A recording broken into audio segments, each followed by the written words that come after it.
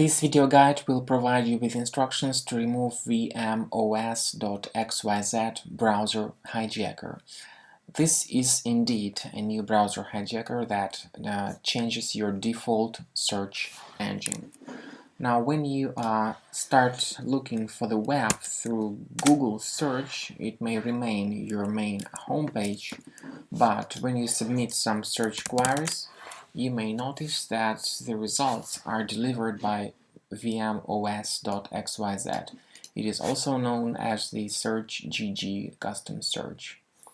So, unfortunately, this hijacker now actively attacks many browsers, and Google Chrome and Mozilla Firefox are its main targets. You need to be very careful not to tolerate it and not to use any of these search results. On one hand, they are not really relevant to your expectations, and on the other hand, they may deliver you to some dangerous websites of really bad reputation, for instance, the installers of adware, other browser hijackers, or potentially unwanted applications. How to remove Vmos.xyz manually. I'll explain how to do that. Please be careful to watch my explanation. Go to the browser menu, click on More Tools and select Extensions.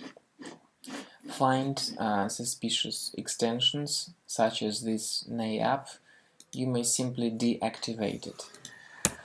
After you submit the same query through Google, you notice that the problem seems to be fixed. On the other hand, I recommend scanning your Mac with Combo Cleaner antivirus additionally. It's important to perform the double check of the safety of your Mac, and you may download Combo Cleaner using the official website combocleaner.com. combocleaner.com. Once you install the software, start it from the launchpad. It comes with two versions, the trial one and the premium one. The trial one gives some free functions, for instance, disk cleaner, big files, and duplicates finder. As for the antivirus part of Combo Cleaner, it's the component of the premium license only. Click on Start Combo Scan button that will initiate the detailed analysis of your Mac.